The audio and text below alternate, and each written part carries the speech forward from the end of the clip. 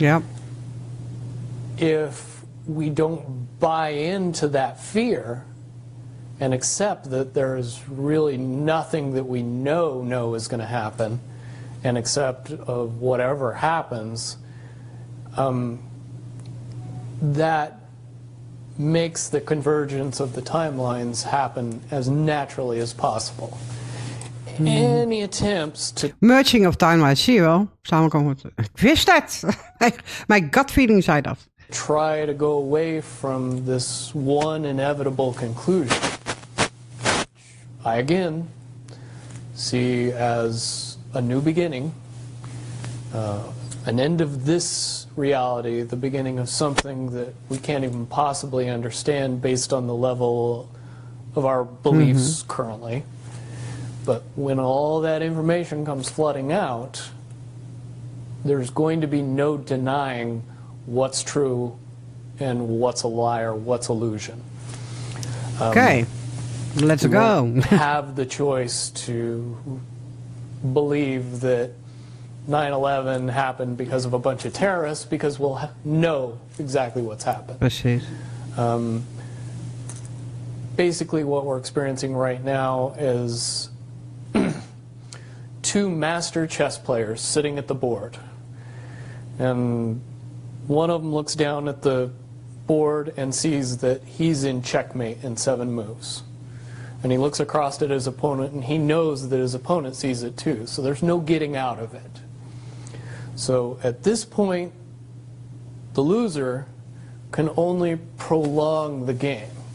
Ja, dat is wat ze aan het doen zijn. Both players know the game is over. Ze weten het einde al, want het is al it's only gebeurd, a hè? matter of time before he does this, and then you're forced to do this, and then he's forced to do this, and eventually checkmate. Checkmate. We, as a race, if we could understand that the game is over, that based on the rules of the game, the bad guys have already lost, the good guys have already won.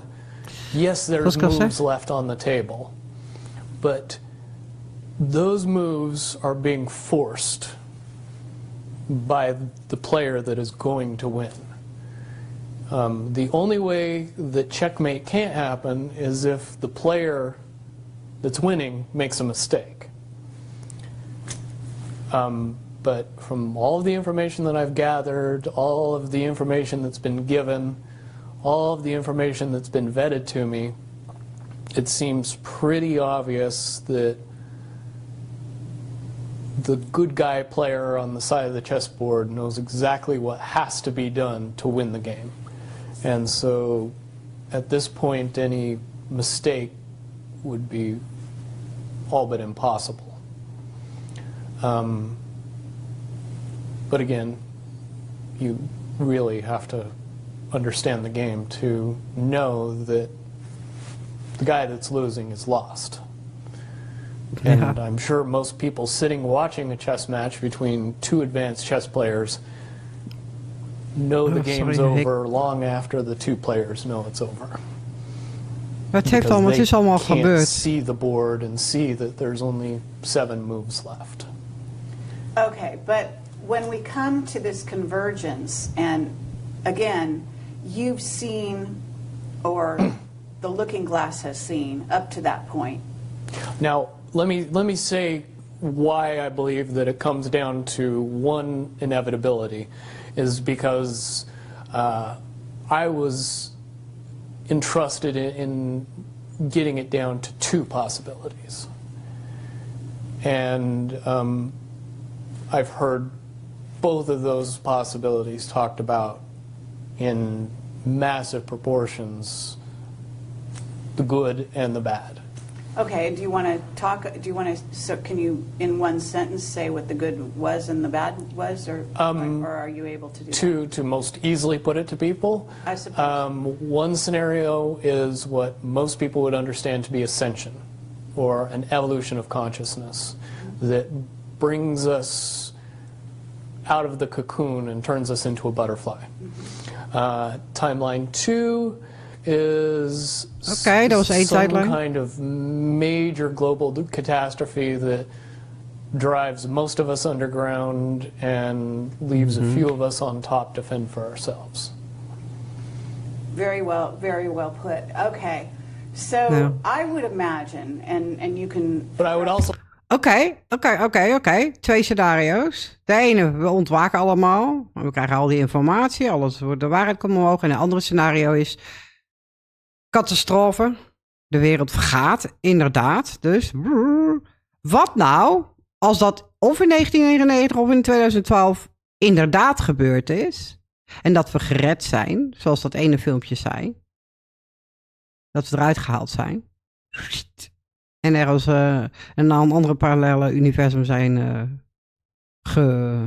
gestuurd, wou ik bijna zeggen, maar gegaan.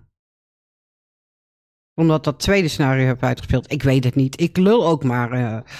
Ik probeer mee te denken en te voelen. En jeetje man. Maar hij is nog niet klaar. Bijna. Hij is bijna afgelopen. like to point it out that they call timeline 2 timeline 2.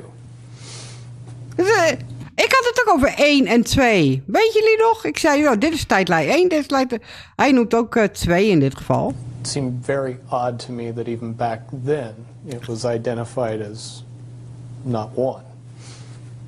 And that Okay. one One didn't get talked about. Okay, one is the one that involves what in essence would be ascension or moving into, from the cocoon to the butterfly.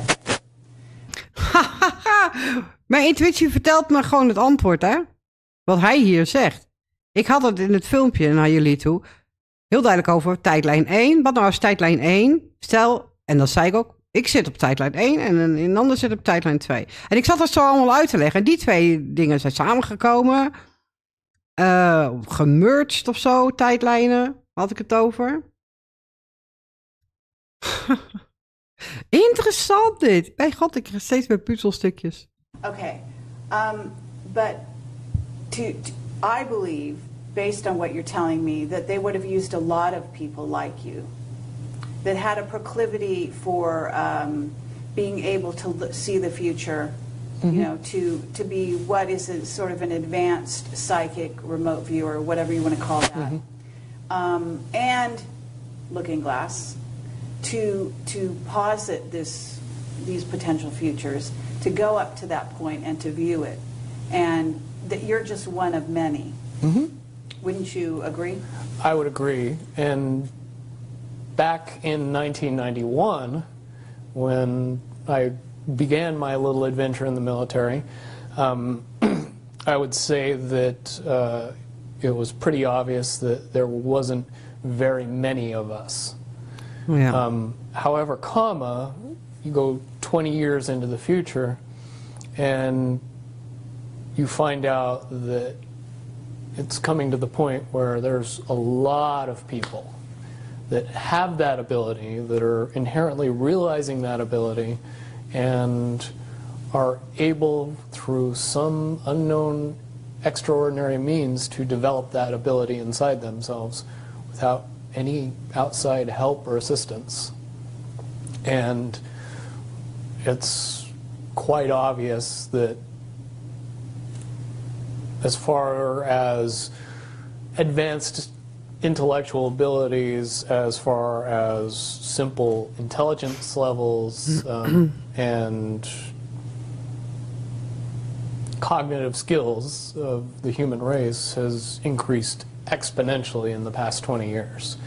And Dat klopt.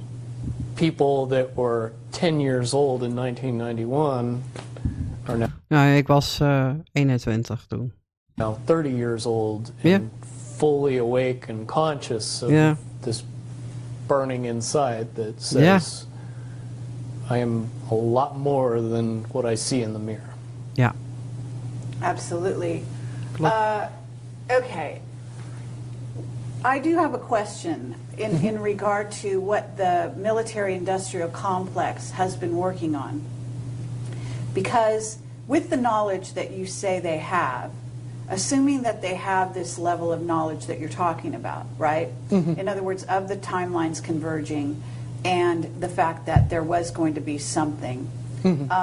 And I don't know if you saw the movie or the TV show Fast Forward. I mean, but there's been so many possible scenarios in that regard. But one of the things that goes on is they are very busy building underground bases, supposedly underground cities. And so they seem to be hedging their bets for the negative timeline. And putting their emphasis there. And would you say that that is because they, I mean, why would somebody want something negative to come true? Well, of course, the Illuminati have a program that they're working on in that regard. But basically, the sort of well-meaning military that just goes after contingencies, you know, and is just working towards a future that they want to prevent or deal with when it comes. Can you explain why they have been hedging their bets to such a degree on the negative? It's very simple. They're insane. And beyond insane, they have literally deluded themselves into believing that they can somehow manage to get away with what they're trying to get away with. There is a distinct lack of reality in that thinking. Okay, what about the notion that CERN, for example, is engaged in trying to beat that game, as you call it? I would say, look at the problems CERN has had. The crazy little things that have kept that project from moving forward.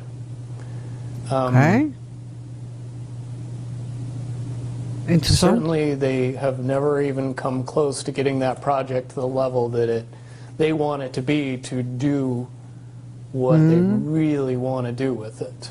Okay, well, what about the notion that that's the party line, that they haven't been able to do so? But if you really think about it, that's what they would prefer people to believe, so that they don't think that there's a threat. But when you listen to the interviews of the scientists that are working on the project, even they say that it seems like somebody or something from the future won't let them get that project done. And the craziest little things have caused massive damage. Ja, dat klopt. Ze kunnen het niet voltooien dus. Het wordt voorkomen dat ze het project voltooien waar ze mee gestart zijn. En dus er zijn echt wel dingen gebeurd, dat ze al aan het kloten waren natuurlijk. Maar hun einddoel, dus het einde, het project afronden, dat wordt voorkomen blijkbaar. To that project. And when you get the foremost thinker in string theory saying, yeah, I don't think we're going to do it because I don't think fate wants us to do it. Ja, natuurlijk niet. That says something Divine about Divine intervention. Ja. Okay, so, well, thank you very much. I think that at this point we're going to have to close this down. Oké, dit is het einde van het interview. Wauw, wat interessant dit, lieve mensen. Of je erin gelooft of niet natuurlijk, dat deze man legit is. Want daar moeten we ook nog maar natuurlijk over nadenken. Maar hij zegt wel toch veel dingen wat ik eigenlijk al voelde van binnen. En omdat wij allemaal veel meer bewust aan het worden zijn van alles. Snap je? Dus ja, ik vind het super interessant. Ik ben vooral benieuwd wat jullie vinden. Laat het me weten onder het filmpje. Welk deel je ook wil reageren. Reageer op alle delen die ik ga doen, want dit is veel te lang.